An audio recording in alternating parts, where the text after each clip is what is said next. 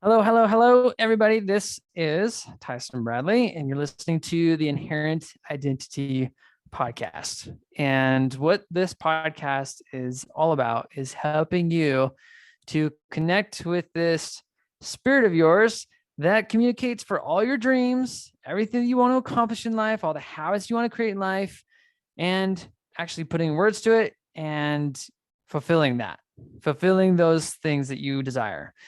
And I have found that as I keep sharing about this process and the way I think about it, people keep getting results. And I've got a good friend here, Christy Lee, who's going to share her experience of going through this process, creating just these I am statements, living into her true identity, her inherent identity, and how that has been beneficial. So I guess before we dive in, Christy, I just want to share with everybody that we're both in this same group with Leslie Householder. It's called Achieve the Impossible. And I'll just tell everybody that there was a class we were talking about habits, and I've been geeking out all about habits. And so I had to open my mouth during our group call and I said all this stuff about identity. And what was so funny is that I shared maybe 10 minutes worth of information.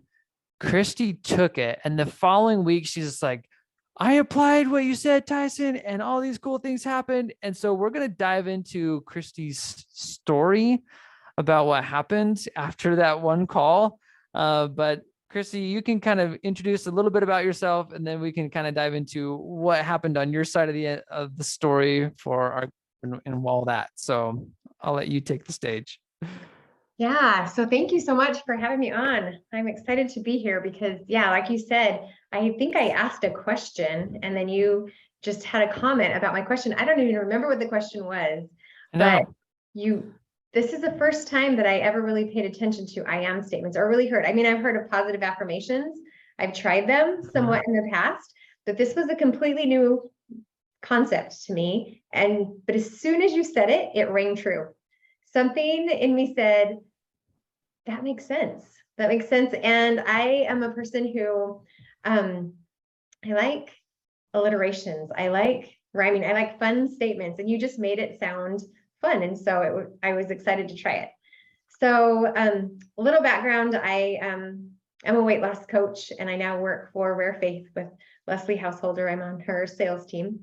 And I'm currently the sales team director, which is crazy because a year ago I would have told you that I hated sales and didn't know how to do it at all. And somehow I ended up as this sales team director. And it's been a stretchy, exciting, super fun ride. And I don't know, I just get to share programs that I believe in that have been life-changing for me with other people, have fun conversations. So I love what I do. And I love this class that we are in, this Achieving the Impossible class, and lots of good things. And yeah, so this I am statements, you made that comment and I thought I could do that. I could, one thing about me is I've been writing poems my whole life since I was little. Oh. And I wrote a children's book, and it's a rhyming children's book that actually a publisher picked it up and it was published last year. And so that was really fun to be able to check that off my bucket list of That's awesome. book. Yeah. It's about my two daughters. I have three boys and two girls, and my two youngest are my daughters, and one of them has curly, screaming bright red hair and a personality to match. And so it's just a book about all the attention that she's gotten from her red hair and her older sister and how she's dealt with that attention. Anyway, but it's a rhyming book, and I just have always loved rhymes. And so when you said that about these fun statements and making them fun and alliterations, that was so my personality. Mm-hmm. And so I went home and I just wrote a bunch of alliterations, a bunch of these statements. And I do just in my Christy Lee fashion, I did way too many of them. And I told myself, I'm going to say these 10 times in the morning and 10 times in the evening. And then after a couple of days, I thought, this is taking a lot of time. This is a lot of stuff. Yeah. So I narrowed it down. But I want to say one of the first ones I came up with was, you said to just look at results that you're getting in your life that you wish were different. And to come up with action statements that you want to start doing, and just a fun I am statement to help you remember. One thing that I have struggled with is drinking water, which sounds crazy. It's such a simple thing, but I want to drink more water and I just don't remember. I get busy with all my things and I forget. So one of them was, I'm a water drinking Wonder Woman. And it's crazy how I'm saying that to myself over and over again. I get thirsty, and it's so weird the way that it works. And another one was, I changed it. So it used to be, I'm a meal minimalist and a dinner doner, because I just wanted to eat simpler. My meals to be simpler, and I wanted to be done after dinner and not snack. So that worked with me really well. That's what I came so excited to share with you. I can't believe how well this works, but I've actually honed it down a little more even. And I wanted to try some intermittent fasting, which my programs have been repelling intermittent fasting forever, because I have deep-seated programs about eating breakfast and about like not eating meals. But something about this, so I just started telling myself just this last week, I am, I have it written down right here in front of me. I'm someone who eats a good mix from 10 until 6. It also works great from 12 until 8. So those are my windows. If I know I'm going to have a little bit later of a dinner, I'll do 12 until 8. But I eat a good mix from 10 until 6 on most days. And something about that fun statement, I don't know, it's worked 100%. Like this whole time I've been doing it, it's just so easy and fun. And that's just what I do now. And I don't know if it's the emotion, like maybe you'll explain to us a little bit more like why this works so well. But if it's just because it's fun, it's because I'm adding the emotion, it's like it goes straight through that filter and just starts forming a program. And I love, another one that I've been doing is I love to run, and I run in the mornings with my friends, and we like to run races just for fun. But I don't love arm workouts. I don't love ab workouts. I just have been having these exercises that I wanted to do, but I just haven't figured. I'll put them in my schedule for a little while, but then I'll forget about them and stop doing them. I don't forget the running because I love that. But these other things that I was wanting to incorporate, they would last for a little while and then fizzle out. But since I started doing this, I wrote down, I'm an 80 rep a day lady. And that was one of the I am statements that I wrote. And so I put the exercises that I want to do on a regular basis on these popsicle sticks and stuck them in a jar. And so every day I draw out one and I do 80 reps a day, usually 40 in the morning and 40 in the evening of these exercises. And as soon as I started telling myself, and this has been like 3 weeks now, I just do them. And something about, also something you said, I took it as, and I don't even remember what you said, but I took it as there's a difference between this is how I'm feeling and this is how I'm. And that was so powerful to me. So when in the evening, when I'm like, I'm tired, I'm not tired. My body might be feeling tired, but I am 80 rep a day lady. So it's okay that I'm feeling, my body's feeling tired right now. What I am is someone who does 80 reps a day, and that kind of overrides it automatically. And so then my 13-year-old daughter, who has been wanting, she doesn't want to do soccer. She's not sure what she wants to do. In the past, she's done soccer, she's done cross country, and she's like, I don't want to do that anymore, but I want to do something. And she sees what I'm doing and said, can I just do that with you? Can I just do your workouts with you? So she has picked up on this, drawing the thing out of the jar, and she's excited about the 80 lady. And anyway, it's just like a ripple effect. It's just been so many positive things that have come from it. That is so awesome. And honestly, like there have been some of my clients that have just like made lots of changes, but the fact that you just keep pumping these out, and it's like, and maybe it's because you resonate with the rhyming of it, and I love some of these things, because I can just see the shortened version. It's like, I'm an 80 lady. Just like, okay, it's like, I know. So it becomes part of who it's like, this is what I do. I do 80 reps a day. This is part of who I am. And there is kind of that important piece of being proud of it, and like celebrating it and loving it, loving that this is part of you. Now it's something that I'm continually trying to explore and explain, because like you said, It's like, why is this so easy? Whereas before, trying to do these things was so tiresome, so much resistance, so much brain chatter, I like to call it, just like all these thoughts that just try and stop us from doing these things that we really want to do. And for right now, I feel like what happens in this world is that we grow up and we learn a bunch of things, and in some way we get programmed. I remember one coach saying that it's like in computer programming, there's kind of this idea of like open sourced coding. So in other words, everybody can add to this database and everybody can add to this coding, and it becomes part of your software, part of the things that you run in your mind. And so she's like, we're all just walking around as an open source code and say anything, and we just receive it, especially when we're kids. We don't question any of it. We just receive. And people are just like coding about who they think we should be and who the world thinks we should be. And in a very cellular way, it's like our body and our brain, everything is like it's wired and it remembers this programming. So ever since you were a kid, you were told, and I think I would remember being told, eat breakfast. Mm-hmm. Yeah. Breakfast is the most important meal of the day. Ever heard of that, everybody? It's just like, that's what I heard. And yet there's these things that come along. And what I find fascinating, and maybe you can answer this for me, Christy, is what made you want, it's like, what is it about intermittent fasting that why did you want to try it? Because people talked about it as being helpful. It's like, why did you even want to do that? Yeah. So just in my studying with nutrition, I know that fasting brings down your blood sugar. And I've recently had some health issues. I got some blood work done. And I mean, I eat really healthy. I exercise regularly. Still, I have found out that I have high blood sugar. And I know it's something that runs in my family. And I know that intermittent fasting is something that helps that.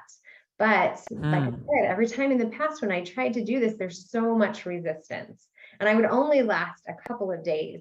And it would just be such a miserable experience, maybe a week, but it was just a miserable experience the whole time. And I knew this isn't going to last. Like I was saying, I set myself up to fail. I'd say I'll try this for a little while, but I never planned on it being any kind of a long-term thing, because I know that how I feel about eating breakfast early in the morning. And I don't know, all the things that I would say. I'm always hungry early in the morning. And my mom would literally cry if we left for school without eating breakfast in the morning.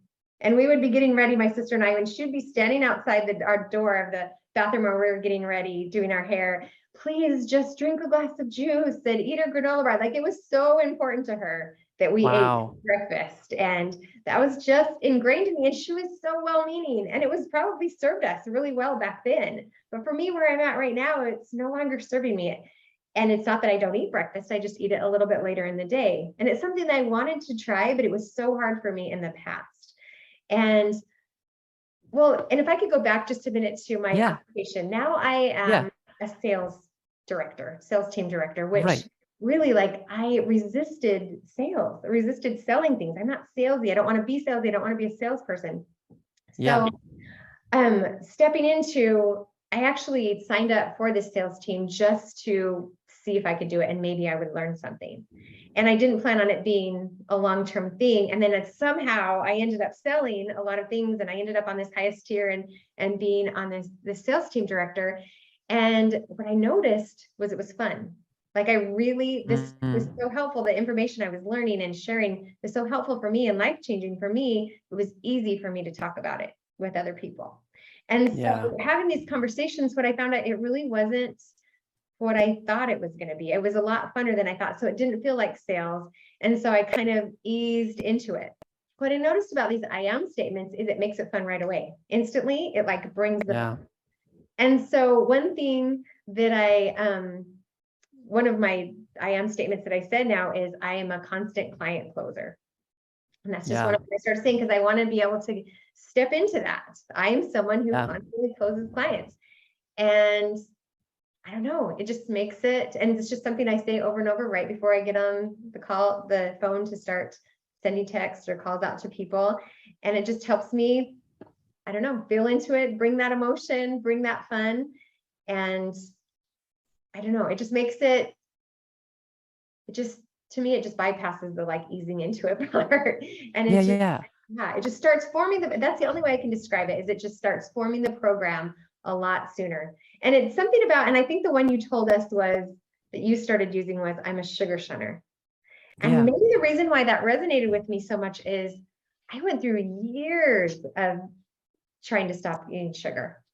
And because I knew what it was doing to my body, it was like wrecking me. I felt terrible after I ate it. And all of 2016, I did not eat. I had a goal, and I'm a stubborn person. And I thought, I am not eating sugar for 2016. And so I did not eat a grain of refined sugar for that whole year. But at 12:01 a.m. on 2017, I started on this sugar eating frenzy. Like I have never, I mean, I probably ate 3 times as much sugar that year because of willpower. I was just holding back. And as soon as I let that up, it was just like, here we go. And I just ate so much more sugar. So I knew there needed to be an easier way to do it. And it wasn't about who has the most willpower. It was about how to rewrite those programs. Yeah. And I had needed to rethink, like redo my thoughts about sugar, like rethink what I thought about sugar and pay attention to my programs that I had been running, because I thought, I'm addicted to it. This is what I do. This is what I need. This is what I love. And in my process of like really so after that in 2018, I told myself, you know what? I'm going to let myself have sugar. I'm going to allow myself to have sugar on these days. And when I really got clear about how sugar felt in my body and what it was doing for me, I was able to finally say, is it really a treat if it makes me feel terrible?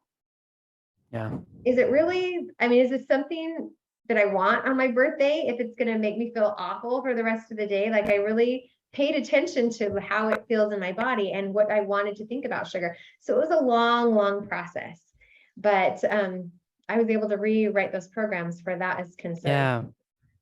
So a couple things. I feel like your journey with not eating sweets was like so similar to mine, because there was a year, I think it was maybe 2017, 2018, where it's just like you was just like, I'm just not going to eat any sweets. Just like, I'm done. And I held on to that for maybe 9-10 months. And then I went to this event, and part of the event was just kind of evaluating, like, what are your goals? What do you really want to prioritize? And I ended up prioritizing a different goal. And so I gave myself permission to let go of the goal of not eating sweets, because I was focused on something else. And sure enough, I like ate more than I ever had. I just like eating a bunch of sweets. And I think what's interesting about it is not only does it make it fun, but even the years after that, I debated what I really wanted. Because I remember having a coach say this to me. She said, Tyson, if you could have the sweets and it not impact your sleep, or it not create the negative side effects, would you want to eat them? And I thought, yeah, that would be great. I mean, that's how it works for my wife. Like, she could eat sweets. It's just like not even a big deal. It doesn't even bother her. And so I kind of I tried to eat sweets, but it's just like, well, it still creates the side effects. And I know that there are people out there that can profess that, yeah, maybe you could change your cells so that like it doesn't react and that it's not a problem. But there was something inside of me that said, I still want this to not be a part of my life and to not be something that is so difficult. it's for some reason, like I just kept coming back to this as a goal. Like underneath, there's this current, there's this flow of desire that wanted to be expressed, wanted to be done, wanted to be part of my life, and that I was either meandering around or not committing to. And so I guess like I say all that mainly because I feel like that's what a lot of us are going through. We have these desires like intermittent fasting, or we have these desires like not eating treats or sweets or sugar, or we have these desires to build a business in our hearts. And we know that it's coming from our heart. Yeah. We know that it's not just this, everybody else is doing it, so I need to do it. That it's just something that we just want to do and we can't explain it. And it's those kinds of goals, it's those kinds of things that I think give some words, get like that is your identity. That is who you really are right there. That goal, that dream, that desire, that's it. Because another example is the money thing. Like the world will teach you, you should have a mansion and lots of cool things and cars and all this stuff. But if you really listen to this heart of yours, like, what do you really want? Well, for me, I just want to be completely out of debt and to never worry about how much money I have. That I could go, if I want to go out and I want to take my girls to the trampoline park, then it's like, it's not a problem. If my computer breaks down and need to buy a new one, no big deal. I just want to have that amount of money so that I don't have to worry about it. Does that mean I need bajillions of dollars, billion? No, it doesn't mean that. And so when I can start connecting to this heart of mine and its true desires, I think that what's happening is that I am tuning in to the spiritual particles. I know this might sound weird, but it's like we've got our cellular memory that has remembered and has been programmed by the world and what we've grown up with. And then we have these spiritual cells or spiritual particles that communicate an entirely different story of who we really are. And when we start to tune into those things and we give words to them, like I am a sugar shunner, and it resonates with us because our heart knows, oh, that's the truth. And it's identity. And when we change our identity, then everything else becomes easier because it's not about what we do. It's just like, it's about who we are. And what we do comes out of who we are. And so as I've been thinking, like, this is one way of explaining it that I'm just wrapping my mind around. So I'm curious to hear what you think about what I just said. I just had an aha moment about what you just said, because I actually don't think that intermittent fasting is for everyone. I really don't. Yeah. I feel like we need to find what works for us, and we're going to know what that is when we are listening for it, when we're watching for it, when we know what it is we're wanting, and then we're going to start receiving, let's see, Householder calls them sparks. We're going to start receiving those ideas.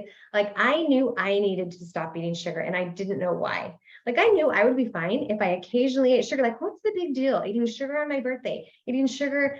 And I knew I could do it just that day. Like I knew I had the willpower or whatever, but something in me said I needed to stop. Like I needed to stop. Like I really was not supposed to have it. And I didn't know what that was. And I was really okay with that. But I don't know, there was just this process of that happening. And then later I was getting some, like I said, some blood work done and found out I have really high blood sugar. My husband got blood work done. He doesn't. Like in fact, they told him, you will probably never have diabetes ever in your life. Your body processes sugar really well, is what they told him. He doesn't so much process fat. Like they told him he's on some different vitamins and things for that and digestive enzymes. And my body digests fat just fine, but not sugar. And so it's just the makeup of the difference between me and him. So he can eat a little bit of sugar here and there, and he does just fine. My body doesn't do so well with sugar, doesn't process it. I didn't know that. I didn't know that, because now that I'm running, now that I've had this weight loss journey, like my weight has not been an issue, but still I felt like the sugar thing needs to go. So for me, like deep down, I knew something in me knew I needed to get rid of that. And so, and my I am statements that come to me that resonate with me are ones that I need to be doing. And so that's why I think we can't copy someone else's I am statements. Right. We need to come up with our own. that feel really good. And I think it's like for me, it's been a process. I started with all of these, and then some of them stuck more than others. Yeah. And and then they've kind of morphed and changed into, but when they're the ones that we really need for who we really are, it's easy. Like it just feels so right. Like this really is who I am. And I also, just to go back to that, I love that distinction between this is how I'm feeling right now, and this is who I am. Yeah. And making that, because our body's going to feel all the feelings, all the emotions, all the time. And to be able, and we can't, I don't know, it just gets really confusing to be like, I'm feeling this way right now, and I'm feeling this way, and maybe I'll feel like that. And I think that's a lot of the troubles that people right now in the world are having, of just not understanding who they really are at their core, not thinking to listen for that. Like, who am I? What do I want? What do I need? It's because I'm feeling this, and then I'm feeling this, and then I'm feeling this, and then I'm feeling this. And to differentiate between, yeah, you're feeling this, you're feeling all the things, but this is who you are. And so, and as I think about this more, I even hesitate to say, like, I'm tired. I'm this, and I'm like, I'm not tired. My body sometimes feels, like it needs some sleep and some rest, but that's not who I am. Like how powerful it is when you say, I am this. Yeah. At my core, I am this. And that to make the distinction between this is how I'm feeling, this is what's going on with my body right now, because I am not my body. That's not who I am at my core. My body has illnesses. My body has all of these different things about it that I'm still trying to figure out, but that's not who I am. That's just what I'm experiencing. That's just my life's experience. It's like I have this physical body, and like you said, it's like the physical body, it is sometimes born with defects and challenges and problems, and the DNA of our parents, which are humans. and then we have our spiritual body, which in my belief, it's like, well, our spiritual body was created by our heavenly parents, and it is without flaw. Right. So it's like unlimited potential. And just FYI, some of that unlimited potential can be tapped into right now. And how do you know? Well, it's because when you put words to the identity of who you really are, this inherent identity, and you start living into it, how easy life becomes, how easy some of these things become. And so these are just the ways that I'm trying to think of, trying to explain the magic of it. But I know that there are books out there that do talk about how identity is helpful in terms of habit creation, but they don't give any necessary like scientific data on it. And I'm going to try and explore some of that. We'll see but all I know is that it works, and it's worked for you. It's worked for me. It's worked for so many of my clients. And I love your example of even using rhyming. Could you just say the intermittent fasting one again? Because they love it. Yeah. What is that one again, the rhyme that you use? I am someone who eats a good mix from 10 until 6. It also works great from 12 until 8. I had to have that little, because, I was just on vacation in Idaho, and I knew that we are going to be going to a rodeo and eating dinner really late. I'm like, okay, so how does that work? Well, I can eat from 12 until 6 or 12 until 8 instead of 10 until 6. So I just threw that in part of my rhyming I am statement. So that's totally fine too. I could look ahead and see, so what's a possible obstacle that could come? Well, I might need to eat a little bit later. I can just switch that window, no problem. That's part of who I am. I can do that. Right. So like we're in charge, we get to decide. And I don't know, it feels so right. It feels so good. Like, at least for this window right now, this is how my body wants to eat. And I do think that it's important to give room for experimentation. And I think that that's something that you just naturally did. It's like you started off with a lot, some like needed some tweaking. And I remember when you came back to our group call, the first time you just said that you applied it to tidying up. It's like, I'm a 10-minute tidier. Is that the one that you used? I actually still do that one too, because so there's a couple of them. Yeah. I haven't shared all of them. So there's ones that I've settled down into. And then the 80 rep a day lady, I'm still saying that that's working so good. Now I've got the intermittent fasting one. One of them is I'm a 10-minute tidier, because that's a game I used to play with my kids when they were little. At the end of the day, we'd do a 10-minute Oh, tidy, set a timer, we'd all run around and clean as fast as we could. Well, right now I went from being a stay-at-home mom for 22 years to now I have this business. I have a job, it's online, and I'm still home, but I just don't have the whole day to clean house like I used to. So I mhm, had been telling myself, oh, I'm not the house cleaner I used to be. I can't get my house mhm.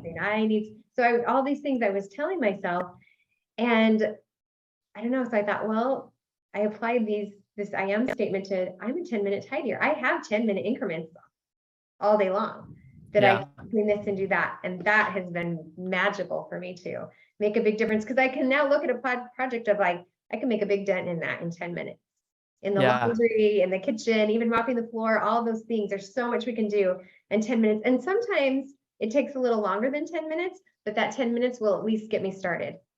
And it overrides Yes. the program of like, I'm too overwhelmed. I've got so much, Right. I never have time for this anymore. That I'm a 10-minute tidier is like, my subconscious mind easily and readily accepts that. It's like, oh Yep. yeah, I could do that easy. Yeah. Yeah. Okay. A couple last questions. One is, I know that you said you've been using this even in your sales. So I'm a consistent closer, something like that, right? Um, how has that impacted your success in that? I have noticed a difference in that too. If I'm a constant, like, I don't know, when I really tell myself that all the time, I'm a constant client closer, I need to be talking to a lot of clients. Like I started talking to more clients, reaching out to more, Mm-hmm. I'm going to constantly be doing this, that I need to be constantly talking to people that I can close. And so I set new goals because of that. And I have more Yeah. people that I reach out to during the week. I've narrowed that down to on Mondays. I reached out to all these people. And as I hear back from them, and I will, because if I reach out to this many people, the math just says I'm going to get this many phone calls, and I spread them out Yep. the rest of the week, and it works, and it's been working. And I was even able to do that on my vacation, on my drive on the way up to Idaho. I drove with my family, and I wasn't driving, so I was sending out Right. these. I had a big chunk of time that I did that, and intermingled amongst the rest of the week. I had just a couple of calls here, 20-minute calls. I just stepped aside, did these 20-minute calls, even on vacation, which I would not have done before. And I don't feel like it took away from anything. I was still able Right. to do that. And if I wanted to say, you know what, this week, I'm just going to be on vacation and I'm not going to do it. And Right. that's okay. I could do that. But I just wanted to see how it works, just living my life and being a constant client closer, even with everything else I had going on. And if I can do it on vacation, Yeah. then I can do it anywhere. One Yep. more that I wanted to share that really Yeah. has made an impact on me is I'm a memory making mom, wife, and grandma. That's an area Mm. in my life that I thought was really falling short. I'm working now for the first time, like I said, in 22 years, and my life had just been completely dedicated to kids and home and family, which was great and perfect. And I'm so glad I did that. And Yeah. now my kids are older, they're in school, they're busy with all their stuff, and I wanted something else to do. But then as I did it, I was having a hard time finding the balance. And I felt like I was falling short I don't know, with my Yeah. balance, because I love my job and it was so fun. And I was just having a hard time keeping it all separate. And Yeah. so I tried I'm a memory making mom, wife, and now I'm a grandma. I have my Yeah. first grandbaby. He's like a month old. Oh my I goodness. wanted to throw that in there. And so, but just telling myself and really saying that over and over, I'm able to step into it. And this is kind of, since I started doing this has been a benefit that I'm kind of embarrassed to admit, but I'm just going to say it. I'm an Yeah. early riser, which means I get tired really early in the evening. I wake up at 4, and by 9 o'clock, I'm tired. By 10 o'clock, I'm out. Well, I have Yeah. teenagers, and they come home late at night from hanging out with their friends and dates. And I tell them they have to wake me up to tell me that they're home, but they kind of laugh, because it's like oh, you're home, you had fun, okay, see you in the morning. And it's that kind of thing. But since I've been telling Yeah. myself I'm a memory making mom, I don't know if that's what it is, but since I've been doing that, I actually get up, I sit up, and I'm like, how did it go? How did you What were you doing? Did you have fun? Wow. And what did you and your friends do? And we have this conversation that I'm embarrassed to say I wasn't having before. And I feel like I'm just, because I'm telling myself that's who I am, I'm looking for more little ways of making memories and being there where Yeah. I felt like I wasn't showing up before. Because I Yeah. was telling myself that I was awful at it and that I was failing at it. And so I wasn't even trying. But if I'm a memory making mom, then it's like my brain starts looking for ways to make memories. Right. You know, in the science of it, they call it the reticular activating system, where it's just like, okay, the moment that you start focusing on one thing, it's like the example that they use is, okay, we wanted to buy a Prius, a Toyota Prius at one point, and so now we start seeing them everywhere. Yeah. And so it's like your brain pays attention to what you want and what you're looking for. And so much like you, I've had experiences where it's like I have a statement. It's like I'm prodigal papa. It's like I allow suffering, I watch with love, and I restore identity, which is really the prodigal son story of what the father did for the son. He That's allowed him to awesome. suffer. He watched with love. He was ready to run to him, and then he restored his identity by saying, "No, you're not a servant. Here's the robe. Here's the ring. Here's shoes. It's like you're my son." And Right. so, like ever since I have created this statement, I am much more deliberate about looking for opportunities to teach my girls about who they really are. And and it's something that I've always wanted. It's like I've always wanted to be like the parent that teaches their children. And you could say, I'm embarrassed to say, is like, I was not good at like having lessons or other things like that with my kids, but like I just see that the more I keep telling myself this, the more that I look for those opportunities and I find them and I step into that inherent identity. I step into who I really am. And so I just love from all your examples, like literally we have touched upon every aspect of a person's life that we want to make better, whether it's your family, the memory making mother, whether it's your business, the consistent closer, whether it's your health and the 80 rep a day lady and the intermittent fasting. It's like every single aspect of your life can be transformed by this process. Yeah. And so that's what I find so powerful is that we make it you, and we start listening to who you really are and start learning the skill of that. And as you do that, you can start creating changes just like you have, Christy, which is so cool. So It's been if amazing. And it just makes it, we start something we want to change in our life and we're really excited about it, but then we forget. yeah, Something about this makes it easier to remember too. yes, And so it sticks in our memory. And they say that about when you're trying to memorize something, turn it into a lyric or a song or a poem like that. It just sticks in your brain and it helps you remember it a lot easier. right. I think there was, I wish I knew this study. I need to look this up, but supposedly like songs have like a much higher percentage of like memory retention than Mhm. like any other things, like 3, 4, 5 times, the power. And so it's like, I have actually had thoughts of creating, statements and turning them into songs. Cause it's like, if I could have that and just like, I'm just humming to myself, my song, my I Yeah. am statement within a song, then Mhm. how fun is that? It's like, it just gets to be a tune that I get to play. So, Yes, I all right. wrote a children's book and I Yeah. love poems. I didn't know anything about this psychology part of rhyming words and poems for children's Oh yeah. learning and stuff. I had no idea about that until a child psychologist um, read my book, and she's a lady that I know in town, a friend of mine, and she said, I recommended your book to this list of, books to help children in their development and whatever. And I said, really, my book? And she said, yes, because of the writing aspect. And I'm like, I didn't even know that was a thing. I just write it because Mm, it was fun. So yeah, so that is a huge part of it too. So I think that's the difference between positive affirmations, the big, Yes. statements that are just like the ones that everybody says, and these are the ones that my coach told me to say, and then these Right. fun statements. I think when you've said, I'm a sugar shunner and this is what I do, and you just make it fun, I thought that is the difference between just repeatedly saying some positive affirmations, and this is something that I created that is fun for me to say, that helps me remember it, that adds the emotion right in there with it. And so good. It's like, I mean, all the elements, like for any of you that haven't gone through the process, there's an episode a couple episodes back. It's like a must listen. It says must listen, I am me process. So like go listen to that, because that is what we're talking through here, all the elements involved with it. Because what we're doing is we're not just saying affirmations, we're not just saying and regurgitating these mantras.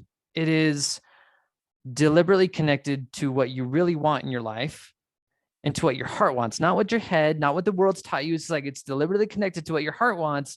And then we're putting words to it and doing it in a fun way that we can remember. And the combination of all this allows for easy and effortless change, which I'm all about. So yes, I'm going to say amen to you got to go listen to that I am me, because when you told that to our class, it tells us, I mean, because they can listen, people can be listening to this and they can listen to my I am statements and your I am statements. And well, how do I know which ones to choose? How do I know where to start? It's that I am me that you're talking about, that you created. That's how you know, here's where I start. Here's the results that I'm getting that I wish are different. And here's how I turn them into I am statements for me. And I love the fact that the acronym is I am me. I do too. It's all about you. So, Christy, if people wanted to work with you and like wanted to learn more about what you're doing, where would you send them? Well, right what now, are you doing? I don't. I'm doing a pilot program right now, Mindset Mastery for Weight Loss, through Rare Faith, and I'm finishing my certification. I'm already certified as a weight loss coach, but I need to also certify through Rare Faith, and so that certification ends and in August, and so at the end of the year, I'll be starting up my classes to do Mindset Mastery for Weight Loss through Rare Faith. So I'm excited about that. That's super fun. Okay, so they would just go to. What's that? Yeah, where would they go to? Would it be Rare Faith, or no, would they? Book that I wrote, the children's book, is actually on Amazon, and it's called My Redheaded Little Sister by Christy. Okay. So that's just kind of a fun thing on the side, but yeah. Is that what you're asking? Sorry. No. I love the book. In terms of like the pilot program, can they sign up for that? Right now I would just put them on a waiting list and they can sign up at the end of the year. Yeah. Okay. Well, I'll put a link to kind of Rare Faith and where they might find the weight loss class at the end of the year, just in the description. But I love that because I don't know if you knew this, but my two little girls are redheads. So are they? Yes. So I probably should read that book. Yes. Here's what it looks like on the front. Called My Redheaded Little Sister, and it's so fun. Okay, awesome. Yeah. I love it. Awesome. Okay. I did not know my redheaded little sister. So good. Well, Christy, thank you so much for sharing all your experience, because I think it's in hearing the stories that it just brings this to life and people can like see themselves in your shoes and what's possible. So I just want to thank you and appreciate everything that you shared. Thank you. It was so fun to come talk about all this and to learn about it. And anyway, I love it. Thanks so much. Awesome. We'll see ya. Okay. Bye.